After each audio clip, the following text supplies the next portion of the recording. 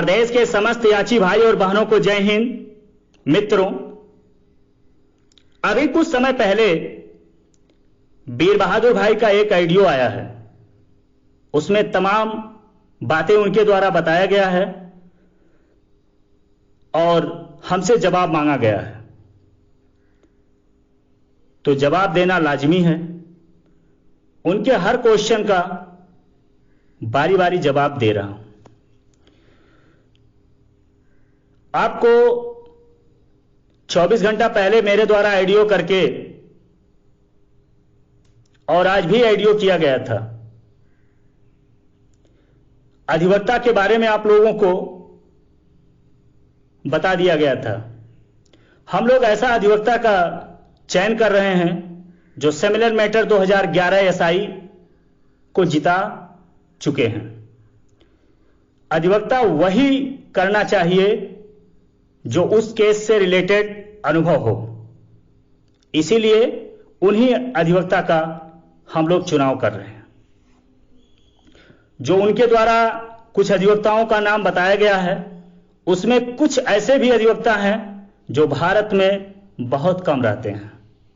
पहले तो ये वो जानकारी ले लें। अब दूसरी बात, कमेटी और मीटिंग की बात आती है। कल शाम को गोविंद जी से जो इलाहाबाद के हैं, हमारी उनसे बात हुई। उन्होंने कहा वीर बहादुर भाई से आप बात कर लीजिए। रात में लगभग हम 9 से 10 बार फोन लगाए और मेरा फोन एक काट दिए। उसका डिटेल है हमारे पास, क्योंकि हम सबको एकजुट करके इस लड़ाई को आगे ले जाने के लिए प्रयास कर रहे हैं। लेकिन कुछ ऐसे भी लोग हैं अवसरवादी, जो अवसर का लाभ लेना और एक दूसरे से लड़ाने में माहिर हैं। फिलहाल चलो कोई बात नहीं है। जो कमेटी का अभी गठन हुआ है और जो मीटिंग हो रहा है, इस मीटिंग से मेरा कोई भी लेना देना नहीं है। उसका मेन कारण है, जो कमेटी मीटिंग हो रहा है 21 जुलाई और 22 जुलाई का, मुझे बहुत अच्छी तरीके से याद है कि 21 जुलाई को हमारा बात होता है और 22 जुलाई को या 21 जुलाई को रात में मुखबिरी हो जाता है और मुझे क्राइम ब्रांच के कुछ अधिकारियों द्वारा पकड़ लिया जाता है। अब ऐसे व्यक्ति विशेष पे हमें विश्वास करके और उनके मीटिंग में सम्मिलित होके क्या मिल जाएगा, जिन्होंने मेरे साथ इस तरीके से घिनौना कार्य किया है, इस भर्ती के साथ किया है, ये आप लोग समझ सकते हैं। दूसरी बात, 2018 में भी यही प्रक्रिया हुआ था जब सिंगल बेंच में रीट पढ़ने वाला था, और आज जब सुप्रीम कोर्ट में रीट पढ़ने वाला है तो भी यही प्रक्रिया हो रहा है।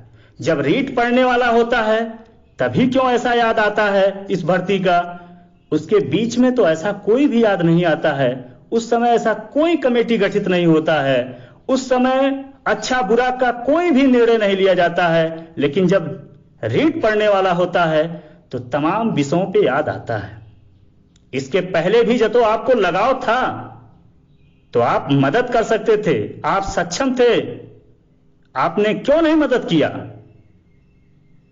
आपको जब रीट डालना होता है तभी याद आता है इस भर्ती का।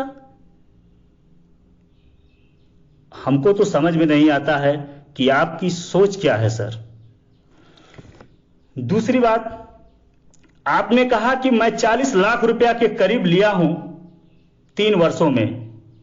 चलो ठीक है, आपकी बात मैं मान ही लेता हूं। महोदय, लगभग 2000 के करीब मैंने सिंगल बेंच में और 2000 के करीब डबल बेंच में याचिका डलवाया। लगभग 4000 याचियों का रीट डलवाया। आप जोड़ लीजिएगा कितना हो सकता है। सिंगल बेंच में ज्यादा फीस देना पड़ा था क्योंकि बारी बारी लड़के आए। आप पता कर लीजिएगा उसके बारे में। सिंगल बेंच से लेकर डबल बेंच तक सीनियर एडवोकेट हायर करने में लगभग 7 लाख रुपया लगा है। आप इस बात को भी पता कर लीजिएगा, इसका रसीद है हमारे पास। 1.5 लाख रुपया मुझे अनूप त्रिवेदी जी को एक्स्ट्रा देना पड़ा था। उसका भी हमारे पास सबूत है। Counter, rejoinder, supplementary, interaction, final बहस के लिए हर बार पैसा देना पड़ा। डेट, कम से कम 50 डेट लगवाने में मुझे हर बार पैसा देना पड़ा। सीरियल नंबर अच्छा है, सुनीत कुमार जी के रेंज में हमने 5-5 हजार रुपया तक खर्च किया है, ये भी आप जोड़ लीजिएगा। लगातार 3 वर्षों तक रूम लेके और होटल में खाना खाए हैं, कभी 4 लोग, कभी 5 लोग, 6 लोग। इस भर्ती में जितने भी लोग सम्मिलित हुए हैं, पूरी जिम्मेदारी था मेरा, पूरा मैंने खर्च किया है। उन्हीं अभ्यर्थियों के पैसे में से आप वो भी जोड़ लीजिएगा। फिर सोचिएगा कि कितना रुपया बचा है, क्या नहीं है।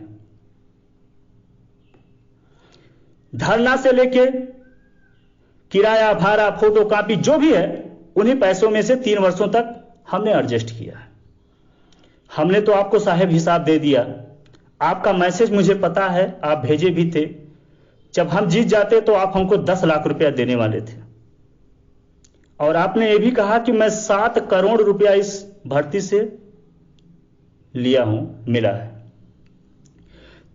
394 से ऊपर के अभ्यर्थी वो भी आपको पैसा दिए थे, जिनका अभी तक सिलेक्शन नहीं हो रहा है। वो सीट के लिए माननीय न्यायालय में दर दर भटक रहे हैं। तमाम ऐसे अभ्यर्थी हैं जिनका आपने पैसा लिया था, उनका नियुक्ति नहीं हुआ है। आपने 7 करोड़ रुपया में सिर्फ एक अधिवक्ता हायर किया था, श्री शशिनंदन जी को। मेरे भाई, आपने 7 करोड़ क्या किया, क्या नहीं किया, हम आपसे हिसाब तो नहीं मांग सकते हैं, आप हमसे जरूर मांग सकते हैं। लेकिन मैं ये चाहता हूं कि तमाम ऐसे गरीब लड़के हैं जो 3 सालों से बहुत परेशान हैं। आप इनाम में 10 लाख रुपया खर्च कर रहे हैं, आप 7 करोड़ इस भर्ती से लिए हैं, एक भी पेटिशनर पैसा ना दे। आप जो भी लगे 10 लाख, 20 लाख सुप्रीम कोर्ट में, आपसे मेरा यही निवेदन है हाथ जोड़ के, आप वो 20 लाख रुपया का योगदान कर दें। तमाम हमारे याची भाई बहन बंधु गरीब भाइयों का, जो निचले तबके से रहते हैं, उनका उद्धार हो जाए। मैं वादा करता हूं, मुझसे स्टाम्प पे लिखवा लीजिए, जो भी अभ्यर्थी नौकरी पाएगा वो आपको 3-3 हजार रुपया देगा, कम से कम 1 करोड़ रुपया आप पा जाओगे। आप 10-20 लाख खर्च कर दीजिए और आप सक्षम हैं, आपके पास, आपने कबूला भी है, 7 करोड़ रुपया आपने लिया था। और हमें पूर्ण विश्वास है कि आप मदद करोगे गरीब भाइयों को, ये पैसा दोगे। आप जीटीसी पे जाने से पहले जरूर मदद करोगे, क्योंकि 1 महीने के अंदर आप हो सकता है चले भी जाएं, क्योंकि ये गरीब भाइयों का मामला है, याचिका पढ़ना है और लड़ाई लड़ना है। तो आप कम से कम 10 से 20 लाख जो भी लगे, उस 7 करोड़ में से उन अभ्यर्थियों का भी आपने पैसा लिया है जो आज न्यायालय में भटक रहे हैं, कम से कम उनका तो आप मदद कर दीजिए साहब। चलिए, तीसरी बात, जो मुख्य याची की आपने कहा है, मैं पहले ही ऑडियो करके अवगत करा दिया हूं कि मुख्य याची 2 विषय पे हटाए जा सकते हैं। पहली बात तो मुख्य याची हटाने में लाभ होना चाहिए और दिखना चाहिए। वो तभी संभव है कि जब सिमिलर नंबर जो कट-ऑफ बना है उस योग्य के मुख्य याची बने। वो चीज से हम सहमति दिखाए हैं कि मुझे कोई चुनाव नहीं लड़ना है कि मुख्य याची हम बनेंगे तो मुख्यमंत्री हो जाएंगे या एसआई हो जाएंगे। मैंने कहा जो अभ्यर्थी योग्य हैं, मेरिट के आधार पे उनको मुख्य याची बना दीजिए। मैं 100% उनका साथ हूं, उनके साथ हूं। लेकिन आप तो राजनीतिक खेलते हैं साहब। 1 घंटा में कमेटी बना लेते हैं, 2 घंटा में अकाउंट इधर से उधर करवा देते हैं, क्योंकि इस भर्ती के आप ही ठेकेदार हैं। चलिए, अकाउंट नंबर की बात है। हमने स्पष्ट शब्दों में कहा कि जो अकाउंट नंबर प्रोवाइड होगा मेरा, उसका मैं सोमवार को सारी जानकारी सबके सामने रख देंगे। आगे पूरी हिसाब देने के लिए तैयार है। रही बात बिजनेस की, तो बिना कुछ किए किसी का जिंदगी नहीं चल सकता, वो मेरा इंटरनल मामला है, उसमें आप इंटरफेयर नहीं कर सकते हैं। आपका जो इंटरनल मामला है, आप भी लगभग 20 बिजनेस करते हैं।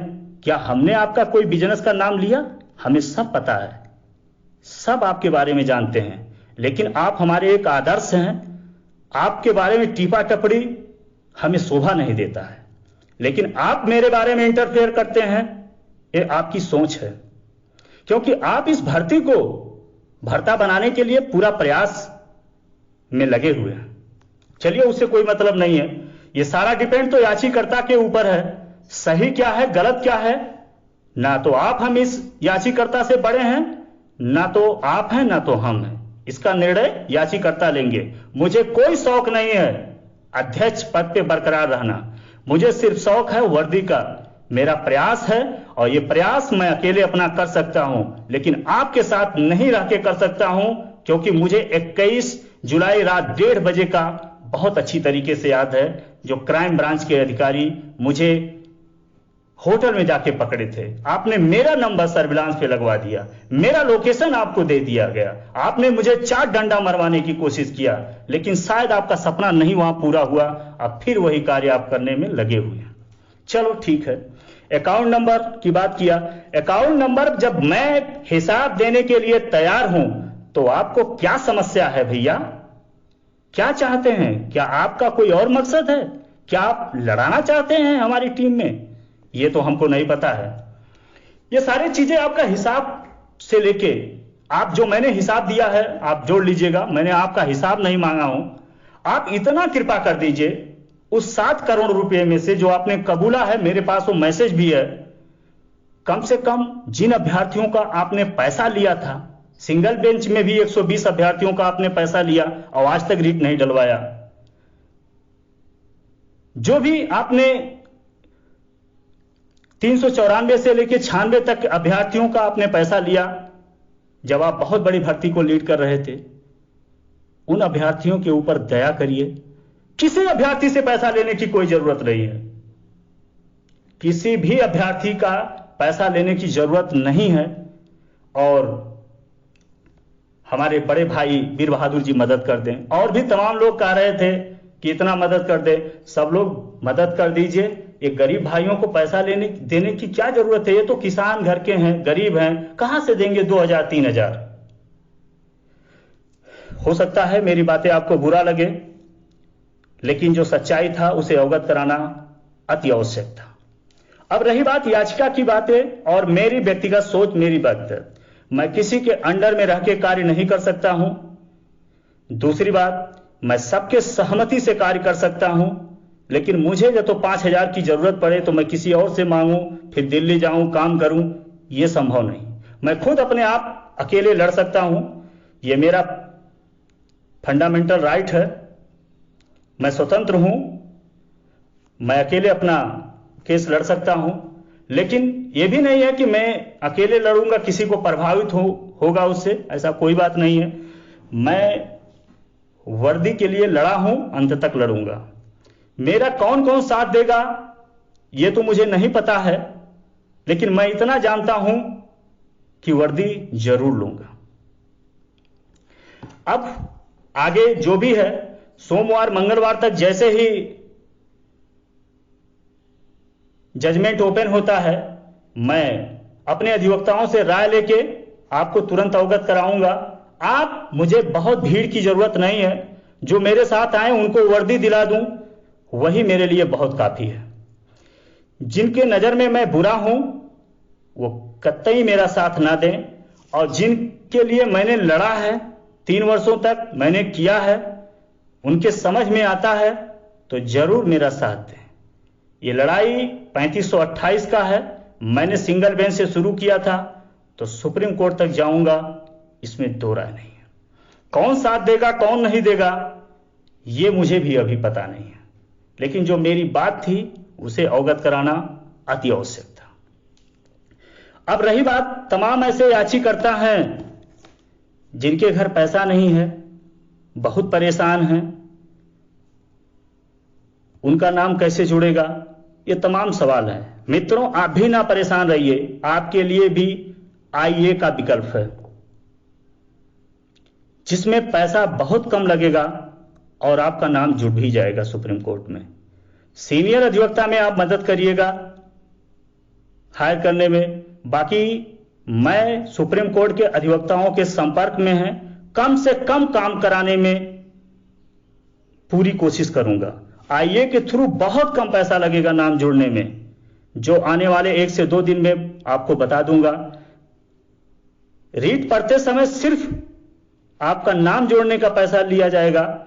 जब आपका हेयरिंग होगा उस समय 200, 400, 600 जो भी बैठेगा इंगेज करने में अधिवक्ता अपने हिसाब से, जो हमारी संख्या रहेगी उस हिसाब से पैसा बताया जाएगा। सुप्रीम कोर्ट के नाम से पैसा को लेकर आप डरिएगा ना, कम से कम पैसे में काम होगा, आपको वर्दी मिलेगा, यह हमारा प्रयास है। कौन क्या सोचता है इससे कोई मतलब नहीं है। कल की मीटिंग में मेरा कोई भी योगदान नहीं है, ना उस मीटिंग में मैं सम्मिलित हो सकता हूं। जो मेरे साथ 21 तारीख को हुआ है वो मुझे बहुत अच्छी तरीके से याद है। इसी शब्दों के साथ विराम लेते हैं। जय हिंद, जय भारत।